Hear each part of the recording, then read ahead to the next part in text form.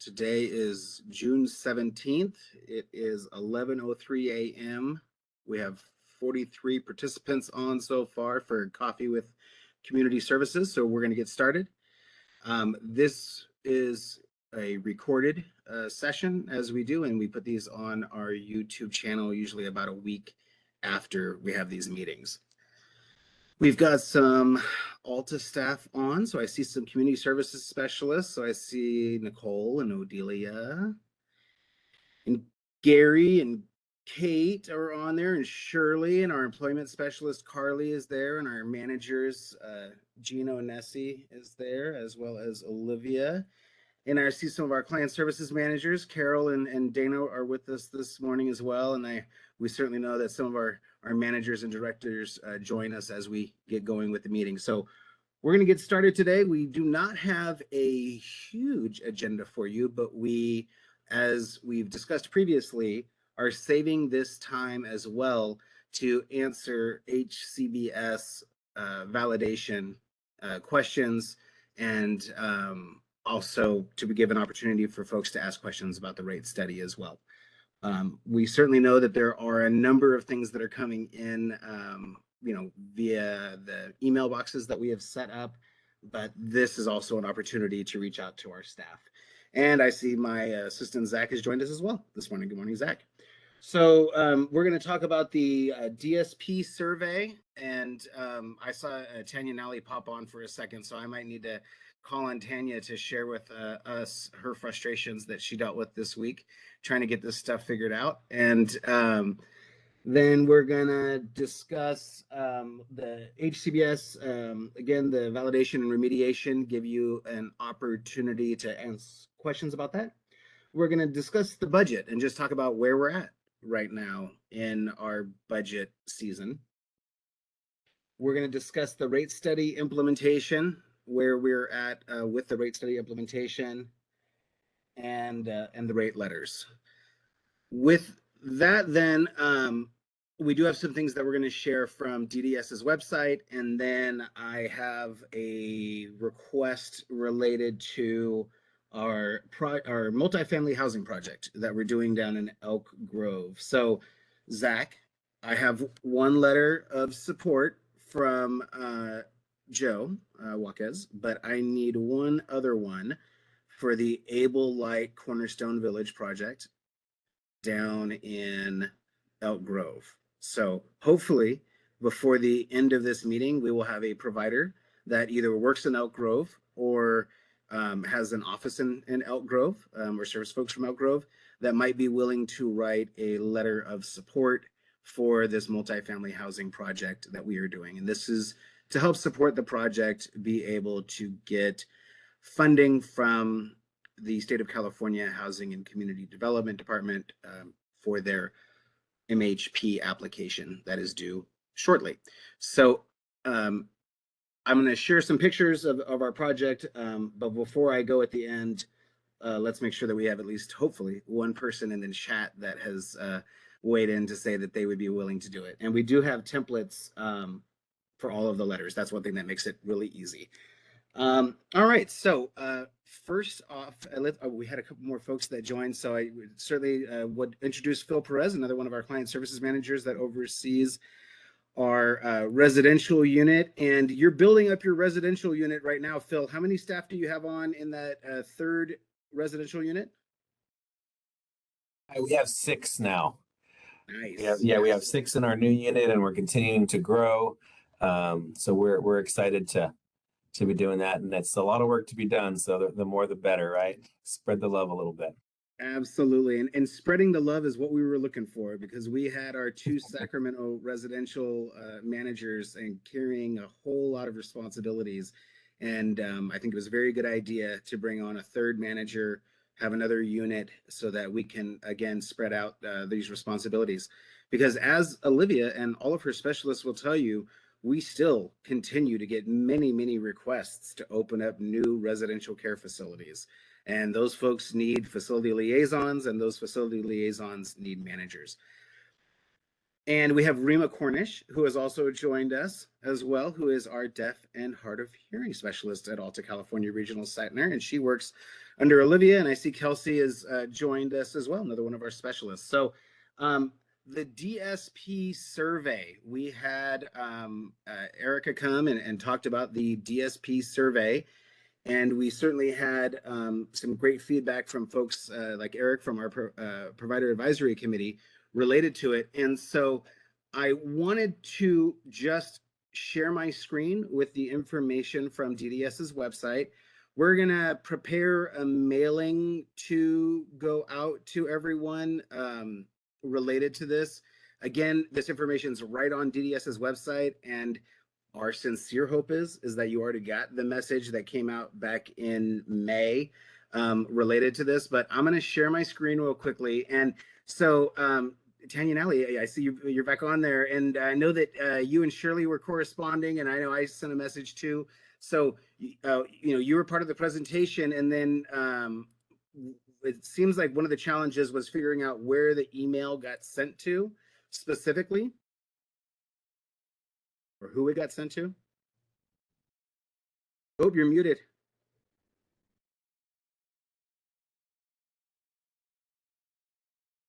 Uh-oh. And you unmuted, and then it remuted you again. Can you hear me now? Perfectly. Now we Okay. can hear you perfectly. Okay. Sorry about that. I was using my headphone and I think it wasn't connecting correctly. So yeah, we had staff attend the webinars last week, and we were excited to participate after the letter in May. And then, like you said, you had somebody from DDS present. So we were rocking and rolling to go. But everything indicated you needed to receive an invitation to participate because of HIPAA and, the incentive, etc. And our agency was having a hard time tracking said email. So that's where the challenge came in. So I emailed the task force, and we quasi got it resolved. But it was a little bit more complicated than we had anticipated, I guess. Thank you. And that, I guess that's the frustrating part of it, because there are so many of you, right, throughout the state. I mean, we have just 1,000 of you guys that bill us. I mean, so multiply that by 21 regional centers, and there's so many service providers out there. And I certainly hope that folks do not have that same experience, across the board as well. I do want to share my screen again real quickly and just go over this with you, so folks have the information. If you can't locate where your email is that has this, so again, if you go on DDS's website and you go to the homepage, you go to regional centers, and where'd it go? Service providers. I just lost it. It was all going so good. Regional centers, service providers. Oh, excuse me, vendor provider information. And then from vendor provider information, it's the last thing down here, DSP workforce survey. On here, it explains that if you did not get the link to the survey, if you provide this information, vendor ID number, tax ID number, vendor name, vendor address, primary regional center contact name, email address, then they can send you the link, it looks like. But you have to be able to give them that information first. And this email that comes out should come from HSRI. So it's not coming from DDS. So if you are a service provider and you have not received this email, and you think that your email address is, the one that should be used when you're contacted, the one that's tied to your e-billing, look up HSRI in your spam filter, your quarantine, and see if you can find it in there. Again, one thing I was hoping we could get feedback about related to this was what people's experiences have been. I will show you, tell you, I know that more people have filled it out because we've seen the percentage go up. So does anyone have or can they share an experience about it? Again, $8,000 if you fill out this survey completely and get it back in, which they don't really pay you guys to do these types of things. At least I haven't seen anything like this, where they've provided this type of funding to get this information. And again, really, you heard a direct appeal from our provider advisory committee as to the importance that they believe that the information tied to this will have when it comes to future policy decisions and things like that. So, any experiences that folks have had? Is anyone willing to share what they've gone through so far? Has anyone started gathering the materials yet and not done the survey? I can start, John, or Yeah, I can please. share. I've done this like the first week, I think that it came out. Somehow I might have clicked submit prematurely and then you just took it. So basically the information that was submitted is incomplete. So that's I hope that it got fixed by now, but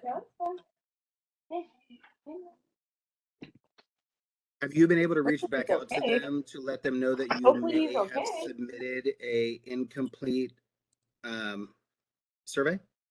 I tried to do that, so hopefully I didn't also submit multiple information. So yeah, that's a little bit of a glitch that I found.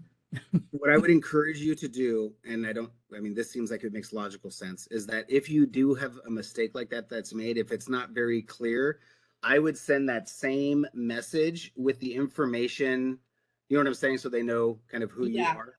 And send that same information to DDS's, and I'm going to share my screen again one more time with that page, because I want to just keep going back to the fact that all this information is here. And again, there's just not opportunities like this that come up where you guys can get paid this amount of money for that work.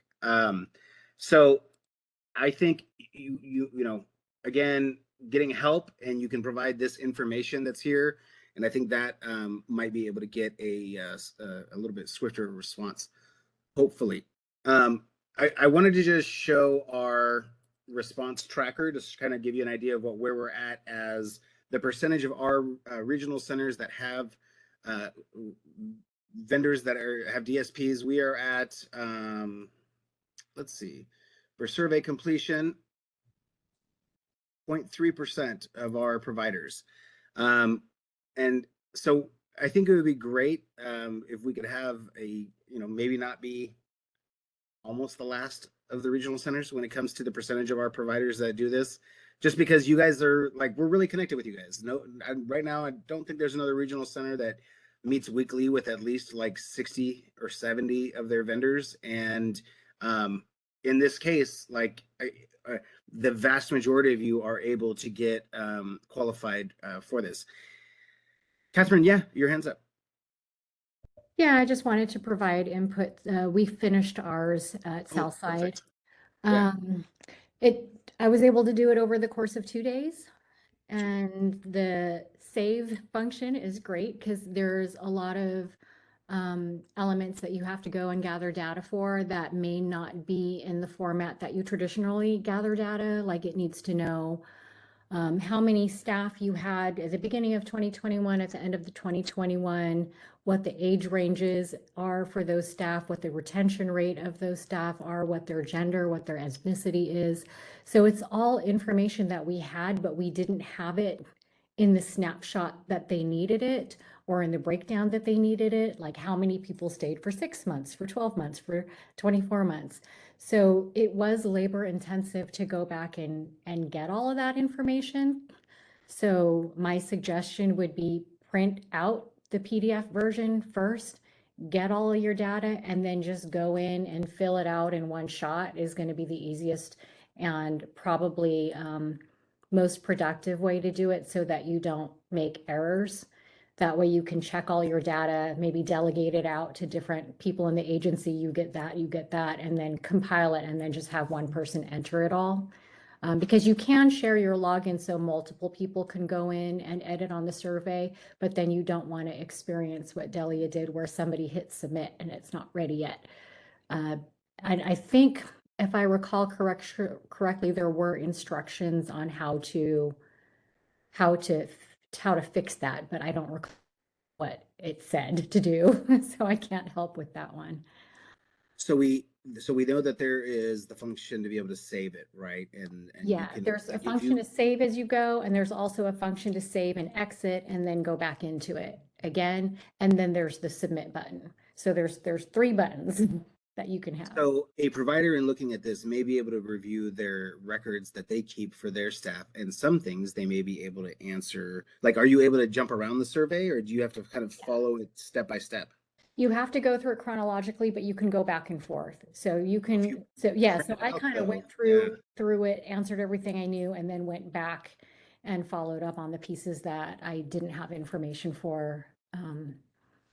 So let's talk about being of a support to one another here, right? So you just heard what they had to go through at Southside to be able to do this and how they went about it. I wonder if for we would love to see that all of you get started on this survey between now and, let's say, next Friday, that at least you start the survey, start answering some questions related to it. And Olivia, I wonder if we can host a space next Friday in this meeting where we can bring questions that we might have possibly, or tips or things that worked for us as we were filling it out. Like, oh, I was able to do this. Again, anything that we can do to help each other, because there's just not, again, there are not opportunities like this that come up very often. And we really want to ensure that, if there's an easier way to do it, it can be. But it sounds like from the feedback that we've heard, there's going to be a labor intensive aspect to it, because it's just not how you track your your staff, and you have to pull that information to gather, it sounds like, the details. And I have not seen a printed out version of the survey, and maybe that's my thing. I need to get myself a copy of the survey so I can review all the questions and take a look at them. But so I guess that's the request, I think, for folks is, please think of getting this survey done. We're going to send out the YouTube link from our presentation from DDS from last week. Oh, look at that. It looks like we just got a copy of the survey was just dropped into the chat as well. Thank you very much. I love that idea of at least taking a look at it right now. Like, just take a look at the survey and figure out what you think what you can gather. And then if we can be of a support next Friday in this time, like, if for those of you that have gotten maybe a little bit further on it, it may be just helping folks like, oh, I answered it this way, etc. Like some of those types of things. So we're going to save some time. We've committed that we're going to be talking about Hcbs validation questions and things like that in here, but we also do want to make sure that we create some time for this. And I will say, I don't know if anyone has any other feedback about this. It did not come up yesterday at the like in any of the ARCA meetings that went on, but that it's going to be extended. I have not heard that they're looking at extending that June 30th deadline either. So again, we'd love for our folks to be able to take this opportunity. Any other feedback from folks that have done this survey, or any other kind of thoughts or statements that folks want to make about it? Are folks willing to at least maybe give it a try between now and then and see what it looks like, I hope? Yeah, John, this is Jen with Capital Social Services. I put a comment in the chat, but we are working on collecting the data, and I agree that downloading a copy of the PDF is super helpful because you can get your head around the different data elements that they want and the different periods that they're looking to cover, and then start to think about what different databases you might have to go to based on how you manage your agency to get the information. So that's been our experience this far, and we hope to get it done by next week. And I will share my screen with folks so that they can see. Let's see here. Are you guys seeing the survey? Yeah. I will make it like that. So some of these things are going to be relatively easy to answer, right? But I can imagine that if your agency served both children and adults, did your agency require that individual DSPs work exclusively with either adults or children? There also might be some questions that you need to have a very good operational understanding of your agency about, in addition to the financial side of things, right? So, which, because many of your businesses are so small, unfortunately, you guys get to do a little bit of everything. But for those with, you would want to, if we're going to be giving this to our very large companies that, serve folks, we would want to ensure that seems like they know how all the DSPs are being utilized. So again, I would encourage folks, you can just right on your computers right now, click on the link that Eric gave you, and you can print this out if you're like me and you need to print things out and look at them. That still helps me out a lot, especially when I'm doing things like this and organizing a plan on how I'm going to attack something, which it sounds like is what you guys are going to need to do, is kind of figure out how you're going to spend your time to gather this information. So thank you very much, Eric, for sharing this. And specialists, hopefully you guys just save this link as well, so that you guys, if you hear any questions about the surveys, can talk with your service providers about it. But see if there's anything else in the chat specifically about that. Nope. All right. Next up, we wanted to provide an opportunity to talk about the Hcbs validation and remediation. Garrett, I see a hand up. Yeah. There again, apparently this is my first time using a computer. That was an accidental click. But since I was called on and that was an accident, do you, just as a curiosity, do you know what database they drew from when they sent out those surveys to providers? I thought that they tied it to e-billing. I thought that's what I heard in the beginning, that it was going to be the email address that was attached to e-billing, because I'm fairly certain they didn't use, I hope they didn't use the vendor master file ones, because we know that some of those have old email addresses of companies. So if a company has not specifically heard, please ASAP reach out to them with that information that they requested. And if it gets to be like Tuesday, Wednesday, like next week, and you haven't heard back or anything like that, maybe reach out to your specialist, and maybe we can get a, try to get DDS to get a response back for folks that haven't got the survey link yet. Yeah, I'll really second that. I was surprised to not get a link. And when I reached out to DDS, they're like, "Oh, we don't have a record of you." It's like, "Oh, that's weird. I guess we didn't exist the last 20 years." So, if you think that like maybe you missed an email, you probably didn't. Just reach out. I know you said that, but I just want to reiterate that because I was very surprised to not get it. Please, when in doubt, reach out for this one. Absolutely, as soon as possible. We need to make sure that you guys have some time. We heard it takes, it could take 2 full days.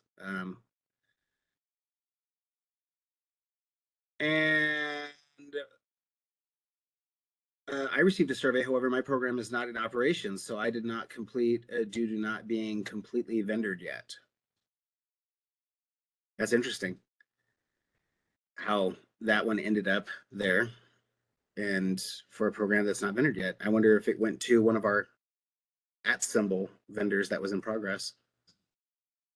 Interesting. Well, that being said, if you didn't get your surveys, please reach out to these folks at DDS, and all the regional centers are trying to, talk to their service providers about this. If you work with VMRC, they sent it out this morning, all the directions through their health update that they send out regularly. So, all right, then we will jump over to Hcbs validation. I hope everyone is enjoying their validation activities.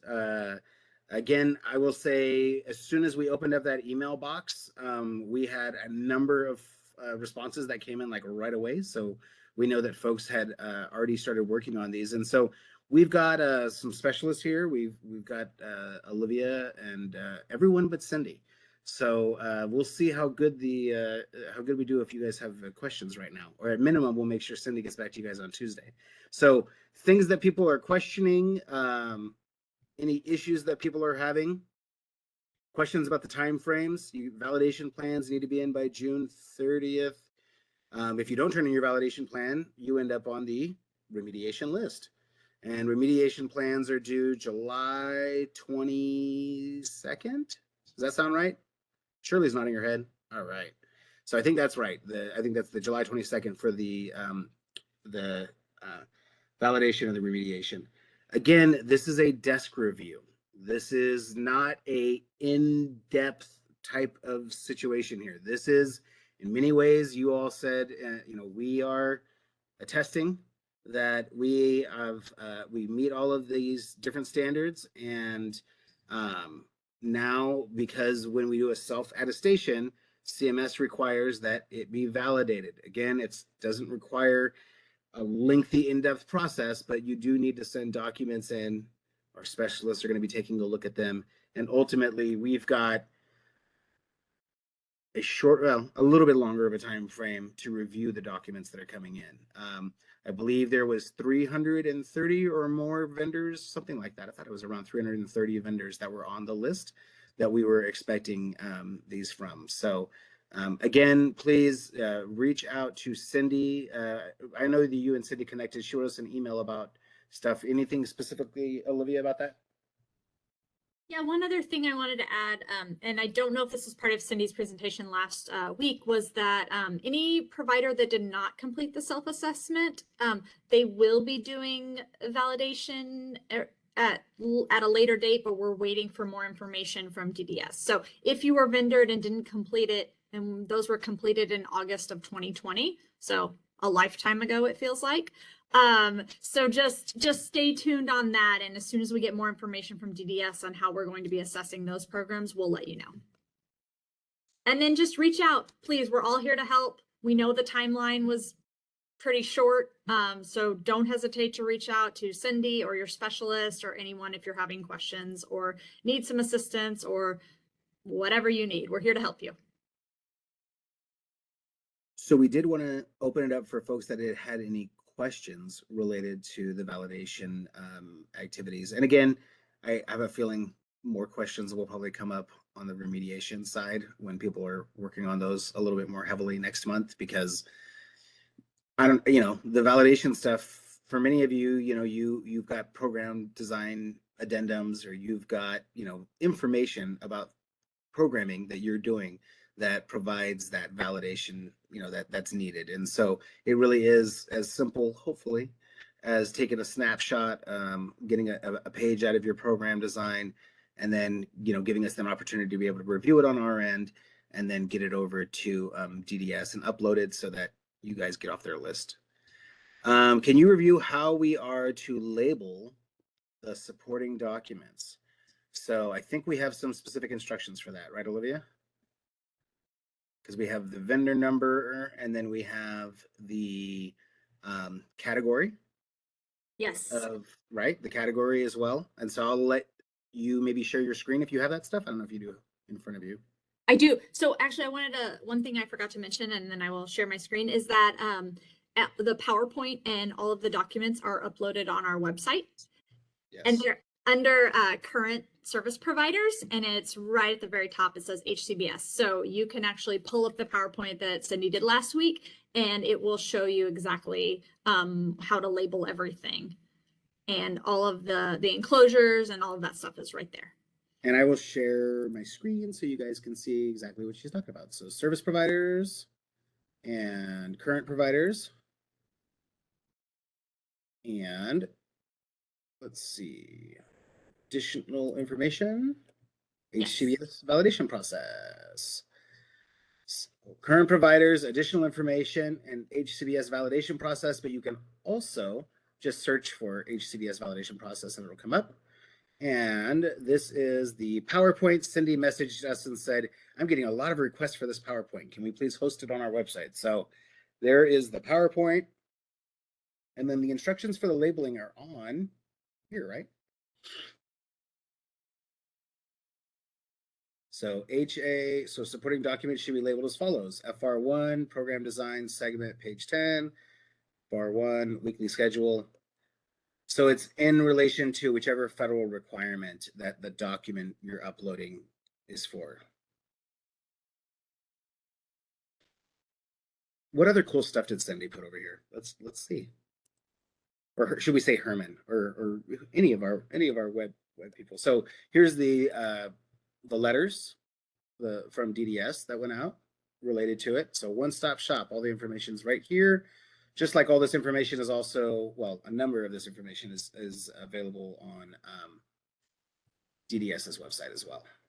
So if there is not, yes, you're very welcome, Kathleen. And so if there is not anything further about the Hcbs validation and remediation, just know that we will be available to answer those questions in this session. Want to go over to a budget update. Some of you might be better at giving budget updates than I am, but let you know kind of where we're at right now. Is the legislature has come out with the budget, and it's gone to the governor, and it contains a whole lot of spending in it, and it's significant increases that are in there. There's things about the core staffing formula getting updated. There's information in there about the rate study. There's just a lot of really enriched items. It will now be a determination of how much of that actually ends up being in the final budget. And so that might be a little bit confusing for folks, because people remember, you know, a few years ago, there was you have to have a budget passed by this time or else, you know, and so now we have budgets that are on time. However, the budget that is produced isn't necessarily the budget that the governor of the same party as the majority necessarily is going to approve. And so that's where we're at right now is, my understanding is there's already kind of been some comments from the governor about all of the spending that is being proposed in this year's budget. And we've certainly had some interesting financial things go on over the last week or so here as well. And so with that being said, you know, we will have a budget here coming up shortly. We will have trailer bills that are going to come out, and those trailer bills are going to define a lot of the activities that are going to be going on and that are going to need to be implemented to, you know, ensure that we've got the budget funds used as intended. So that being said, though, you know, we could be at a point where the trailer bills don't come out till, like, my understanding is possibly the end of summer. So we could be, you know, towards the end of August and still kind of not know everything. Or as I told folks this morning, or it could happen really, really quickly. So we're waiting right now in kind of a holding pattern. We're very pleased, I think, with what we're seeing as far as what the budget looks like, but definitely a wait and see. Last year, you know, we had a situation where the final budget did not look like what it was proposed like it was going to be, and there was the American Rescue Act funds and how those were going to be utilized. So that's kind of where we're at with the budget update. I will say for the advocacy groups, I know CCLN sent over to me after, I think it was the ILS vendor forum, maybe I got from Rebecca sent over the position letter to support the legislative budget. So it's, you know, now the advocacy, if folks are going to be participating in advocacy at this point of the year, it's with the governor's office. It's with an ask of the governor. So I know the Association of Regional Center Agencies is gathering some documentation as well to assist folks in writing letters and advocating for funding for our system directly to the governor, because again, that's where we're at right now. It's not your local legislators. They've done their part, and now it moves on to the governors. So stay tuned. I would expect from Alta, you'll probably see some additional information come out in the form of an email next week related to some advocacy opportunities. Let's see. Rate study implementation. Yay, the rate study. What did we find out? We found out for at least one of our providers that they had a concern that their rate study letters that went out did not go to their change of address. I think some did and maybe some didn't. And so what we will say is, we know we sent out to folks saying that the rate letters have all gone out. If for some reason you suspect like you maybe should have got a rate letter and you just want to verify that, please contact your community services specialist. They're happy to take a look for you and figure it out. And they know that they can reach out to their managers if they have any questions, and to me. So please, you know, we want to ensure that that 60-day time frame for the rate review is something that we can not turn into like 180-day review, because it takes us so long to verify everyone's rates are out. But again, if you have a question about it, I think I've only seen one rate review request so far, and it really wasn't related to the rate study. It was just related to rates being low for that vendor category, in general, but not tied to the rate study itself. And so that being said, Olivia, are we seeing other ones that are coming in, or are we getting any in the inbox these days? I haven't seen any other rate review request, only questions. Okay. Well, the questions are okay, right? We're fine with questions. It doesn't have to be anything formal. If you Yep. want to just reach out and ask a question and get clarification. I know there's been certainly discussions about showing how these benchmark rates were developed, and being able to, outside of showing the calculation that Burns used, we don't have a ton more context. I know that was kind of the discussion that we had with Robin, our accounting manager, is we can point you towards it, but we don't really have much more that we can offer outside of how Burns decided that they were going to calculate it. Another point of information that was questioned was just looking at our vendors across service codes, and looking at like the ones that landed above or below the benchmark rate. And so kind of like what percentage of vendors. And I have not really had an opportunity to look. I looked at it a little bit initially, but I have not been able to look really closely at that. And so I think that was something that, we've heard some vendors talk about, is just wanting to know, how many others are kind of in a similar boat. And we know that for some vendor categories, we certainly do have a number that are above that rate. And certainly the question still is out there as to whether or not what that will look like for those vendors when the hold harmless period that's written in currently goes away. Olivia, Jean, Jordan, anything else about the rate study? We got new rates. Let's see, what do we get? 113s and 904s, right? Yes, that's correct. And so we're figuring out a few things. So for we have two 904s that we use. So Enriching Lives and California Mentor, double checking all of those rates right now. That's the plan with Denise Hopkins, one of our specialists, I believe. And then for the 113 rates, for those specialized residential facilities, the CPP resource developers will be taking a look at those ones and trying to figure out, which ones might still be incomplete and which ones are good to go. So unfortunately, those ones took a little bit longer because of some of the calculation challenges with those, kind of in between services. They're not the very high dollar, the EBSH, the enhanced behavioral support homes, those types of things, but they are not the ARM level homes. And so I think for the 113s, just a little bit more calculating to figure that stuff out.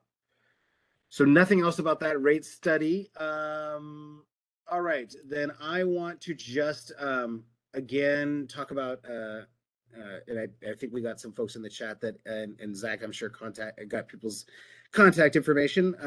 But just take a look at our now named Able Light Village, which is the project that we were funded through the Department of Developmental Services for $2.1 million. And that gives us 21 set aside units right near the intersection of Laguna and Bruceville down in Elk Grove. And let's see. So this is, let's see if my very large, there it goes. Is this blueprints popping up? Yeah, they're popping up. So this is Laguna and Bruceville, and this is the apartment complex that is going to be added to the existing church property. So this is the Light of the Valley Lutheran Church down there on, again, this is Bruceville. Across the street is that Harriet Eddy Junior High is across the street there, I think, if I remember correctly. And so, really nice complexes. They have the parking that they tuck underneath the buildings. These are taller buildings than the neighbors. And so the nice thing is that the buildings at the part of the property that borders the neighbors does not have like windows that face down into like the neighbors' backyards and things like that. So the way they architecturally are designing it, we're really excited about this project. Being able to have 21 set aside units is huge. And the good news that we heard recently, and we will share here too, is that Sacramento Housing and Redevelopment Agency has also added 21 project-based housing vouchers to this project as well, which means that you can use your housing choice voucher, or what we used to call the Section 8 vouchers that so many of our clients have and never get to use because there's never any availability. And now they have set aside units where they can use their housing choice vouchers. So we're very excited about that. That makes it a very affordable project. And one of the things that we looked at in determining the affordability of this project too was we conducted a survey, and I'm not going to go into all the survey results because I'm not quite ready to present that, but we did a survey of our clients and we looked at, a survey of our service coordinators, and we looked at homelessness, and we looked at how many individuals on your caseload have are paying more than 60% of their income towards their rent. How many people on your caseload have experienced, from unsheltered homelessness to couch surfing in the last year? How many of your clients are at risk of homelessness in the next 14 days?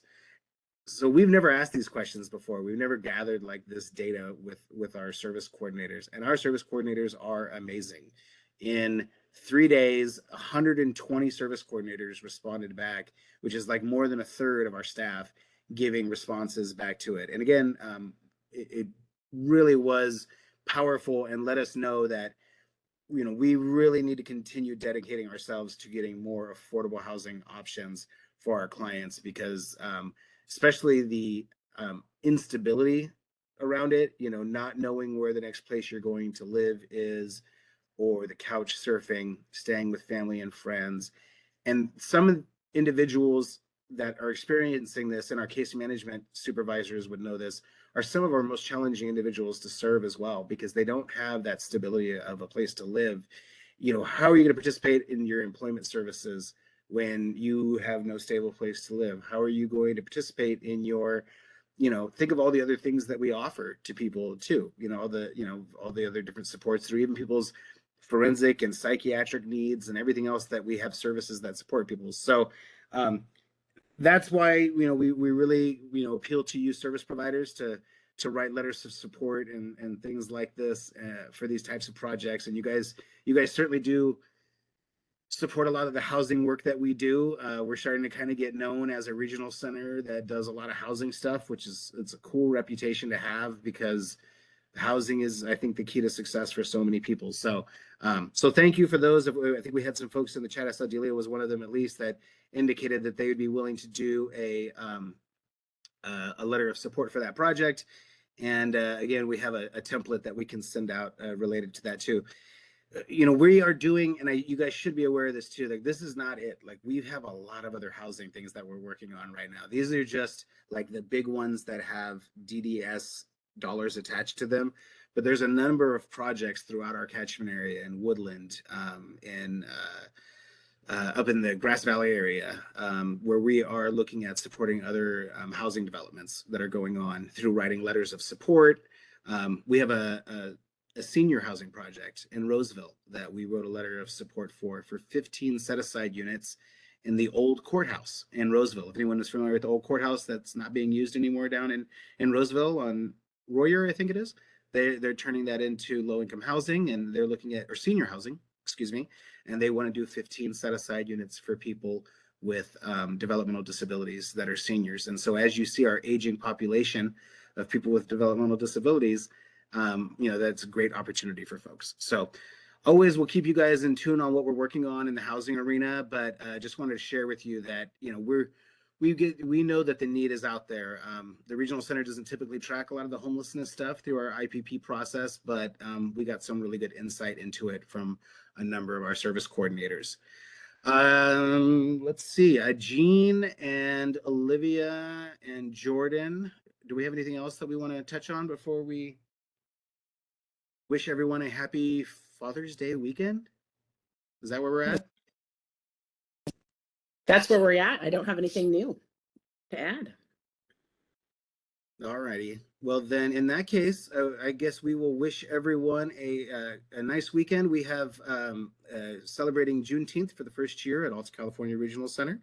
And so Monday is a holiday and our agency will be closed. And so we will be back in on Tuesday for folks. And Eric has a raised hand real quickly.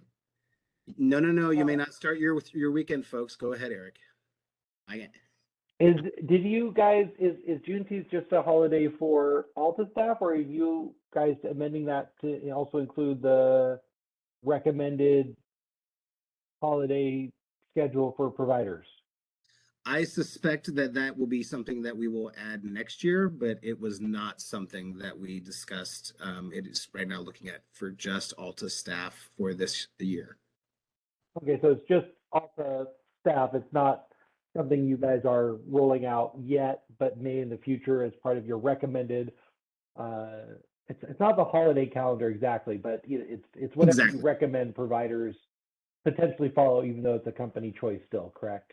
Yes, because as we know, I love getting phone calls from day program providers and from care homes about holiday schedules. It's one of my favorite things. This is Jean. Thanks for asking, Eric, because I'm already getting emails with questions about Monday. Yeah, that when we add a new holiday, we need to make sure that we forgot about that. We did not let our vendors know, I think, well enough in advance. So, and it looks like STEP's also planning on closing for office staff and administrators, but since STEP does residential care, they never close ever, like all of you residential providers. So, and DSPs get holiday pay. Excellent. Right on. I like that. That's a great way to end the meeting by talking about DSPs getting holiday pay. I love that. All right. And that's right. And transportation providers will certainly be available on Monday too. All right, folks. Well, we hope everyone has a great weekend. Thank you for so many of the staff that have joined us as well here today. And we will talk to everyone next week. And again, start those surveys if you please can. Get those DSP surveys going and bring your questions next week. And hopefully we can help each other if people need some support. Take care, folks.